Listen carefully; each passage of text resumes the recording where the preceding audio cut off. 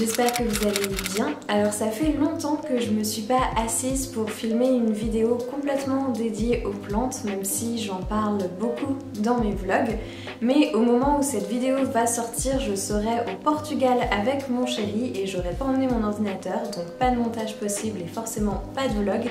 Et j'avais quand même envie de vous tourner quelque chose, donc je me suis dit que c'était le moment de s'asseoir et de faire une petite update plante sur toutes ces plantes que j'ai à la maison mais dont je ne parle que très rarement, voire vraiment jamais pour certaines d'entre elles. Alors je vais pas en parler dans un ordre particulier, je les ai toutes posées devant moi et je vais les prendre comme ça vient au fur et à mesure et vous verrez qu'il y en a certaines qui se sont très bien développées, qui vivent un petit peu leur petite vie et qu'il y en a d'autres qui sont dans de piteux états et c'est le moins qu'on puisse dire.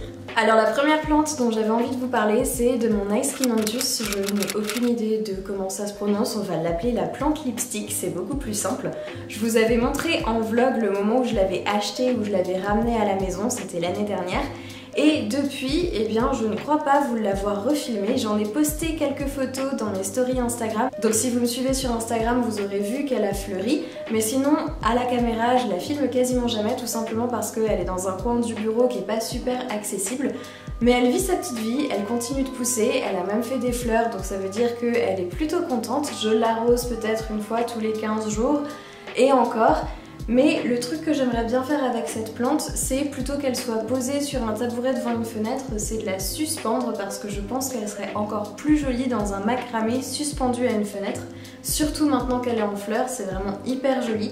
Alors il faut pas trop que je la secoue parce que la floraison est super fragile, donc sinon les fleurs ont tendance à tomber.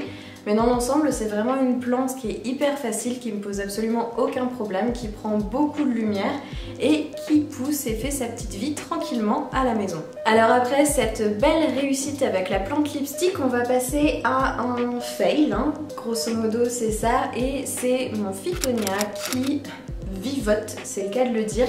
Je vous en avais parlé, il me semble, au mois de janvier ou décembre, je sais plus trop, mais il était posé derrière mon sapin de Noël, je l'avais complètement oublié, ce qui fait qu'il s'était desséché, j'avais dû couper plein de tiges, et ça fait des mois et des mois et des mois que je coupe tige après tige.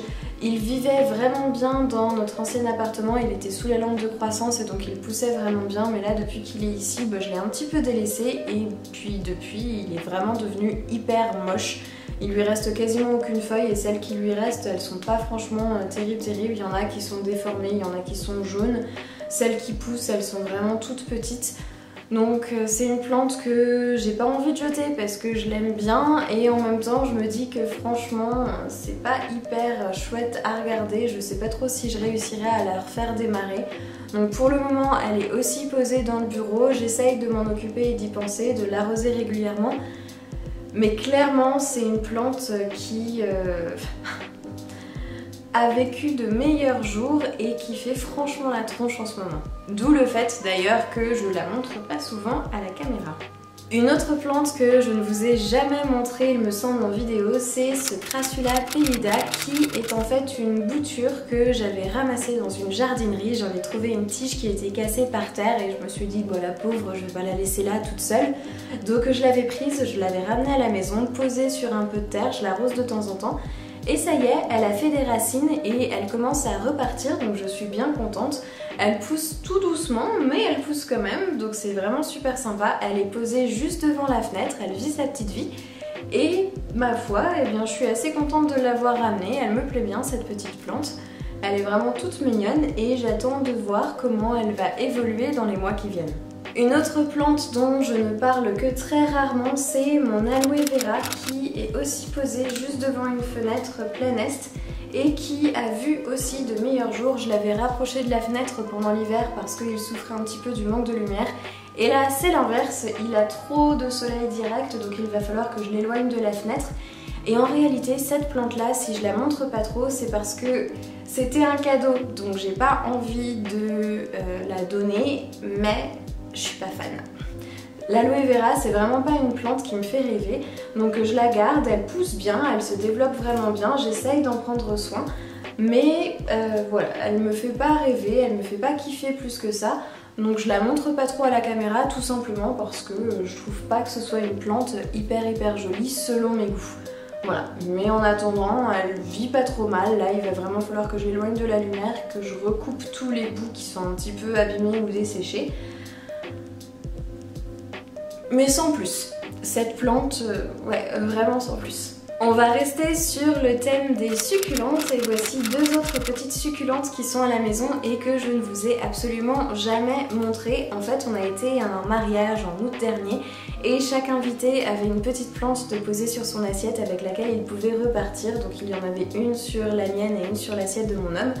Et depuis, elles sont posées à la maison. Pareil, j'ai un petit coin à succulentes justement là où il y a ma plante lipstick, mon aloe vera et puis le crassula pallida. Elles sont toutes posées au même endroit, juste derrière la fenêtre. Elles ont vraiment plein de lumière et donc elles ont énormément poussé depuis qu'on les a à la maison.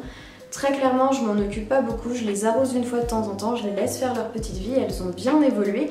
Elles sont super mignonnes et je sais pas pourquoi je vous les montre pas plus souvent, peut-être justement parce que c'est dans un coin qui est pas super accessible, qui est posé entre deux bureaux. Mais elles font bien leur petite vie, elles poussent bien et dans l'ensemble elles se plaisent bien à la maison. Une autre plante que vous ne voyez pas souvent, c'est ma chaîne de cœur qui était une bouture qu'une copine m'avait offerte et qui a énormément poussé depuis qu'elle est à la maison. Je pense que je vous avais montré au tout départ où elle était arrivée, je les avais rempotées et elles avaient seulement que quelques feuilles et depuis elles ont vraiment poussé. Ces deux tiges sont devenues super belles. Alors cette plante, elle est posée juste sur le meuble à vinyle qui est à côté du canapé, elle est juste derrière la fenêtre, elle a énormément de lumière et clairement ça lui plaît beaucoup. Je l'arrose peut-être pas suffisamment souvent mais pourtant ça a pas l'air de la gêner pour pousser. Là je sens que le terreau est tout sec donc il va falloir que j'en remette et clairement il va falloir que je resurface aussi parce qu'il manque un petit peu de terreau sur le dessus du pot. Mais c'est une plante que j'apprécie énormément, je la trouve super belle et je suis encore plus ravie de voir qu'elle se plaît à la maison parce que c'est une copine qui m'en avait offert deux boutures. Elle a super bien poussé et maintenant il va falloir que peut-être je me charge de la bouturer pour pouvoir remplumer un petit peu le dessus et qu'il y ait plus que de tiges, mais j'ai un tout petit peu peur de la couper parce que j'ai jamais bouturé de chaîne de cœur. Je sais que c'est censé prendre relativement facilement en eau, mais en même temps elle est tellement jolie que ça me fendrait un petit peu le cœur de la couper, donc je pense que je vais la laisser pousser encore un petit peu et que je m'occuperai de la bouturer, la ramifier un petit peu plus tard. Voilà encore une autre plante que je montre rarement sur ma chaîne et là pour le coup pour des raisons évidentes, c'est cette petite misère qui m'a été offerte l'année dernière à Pâques par ma maman, qui était vraiment magnifique quand elle est arrivée à la maison et qui clairement ne se plaît pas chez moi et je ne sais pas pourquoi. J'essaye de m'en occuper, je pense à l'arroser relativement régulièrement. Alors elle est un petit peu sur le côté plante grasse puisqu'elle a des feuilles plus épaisses donc elle retient quand même un peu l'eau donc je l'arrose pas non plus à outrance. Mais elle a toujours des feuilles qui sèchent à la base des tiges et je sais pas trop quoi faire pour que ça s'arrête. Alors je sais que normalement les misères elles ont tendance à faire ça, c'est-à-dire qu'elles poussent, elles perdent les feuilles qui sont à la base de leur tige, il faut les bouturer régulièrement et replanter pour refournir le pot. Mais celle-ci, à part le moment où elle est sortie de la jardinerie, elle était vraiment superbe. Depuis qu'elle est à la maison, c'est vraiment la croix et la bannière pour la garder en vie. Alors elle continue de pousser, j'ai des boutures aussi dont il va falloir que je m'occupe. Mais sinon, vraiment, c'est une plante qui malheureusement est devenue bien moche et pourtant que j'aime bien, j'aimerais bien qu'elle soit plus jolie que ça et qu'elle se place bien à la maison et arriver à m'en occuper un petit peu mieux, mais je sais pas pourquoi, j'ai toujours pas trouvé ce qui lui plaisait et ce qu'il lui fallait. Donc c'est pour ça que j'ai tendance un petit peu moins à la montrer parce que pour le moment j'ai pas de grand succès avec cette plante. Je vous en avais parlé dans une vidéo rempotage où j'avais fait des boutures, j'avais fait un bon nettoyage, j'avais enlevé toutes les feuilles mortes qui étaient là, etc. Et là il faudrait presque que je refasse la même chose, que je rebouture, que je recoupe. Alors peut-être que le plus simple ce serait carrément que je coupe toutes les tiges qui sont encore belles, que je les bouture et que j'en refasse un nouveau pot avec du terreau frais pour voir si ça change quelque chose parce que là clairement c'est vraiment pas jojo. Une autre plante que j'ai tendance à ne quasiment jamais filmer, c'est ce magnifique philodendron birkin qui pourtant pousse de folie à la maison, qui depuis qu'il est arrivé ici a dû quasiment doubler de volume, il fait feuille sur feuille, elles sont toutes plus panachées les unes que les autres. Encore une fois, j'avais dû vous montrer en vlog le moment où je l'avais ramené à la maison, où je l'avais acheté, où je l'avais installé, c'était dans notre ancien appartement, enfin dans notre ancienne maison. Et depuis qu'on est arrivé ici, il me semble pas l'avoir filmé une seule fois, alors que pourtant vraiment il pousse de manière extraordinaire. C'est une plante que j'aime énormément, qui est posée sur mon bureau et que donc je regarde absolument tous les jours. Et je ne sais pas pourquoi, je ne prends pas plus le temps de vous montrer un petit peu comment elle évolue et à quoi elle ressemble, parce que vraiment, elle est juste sublimissime.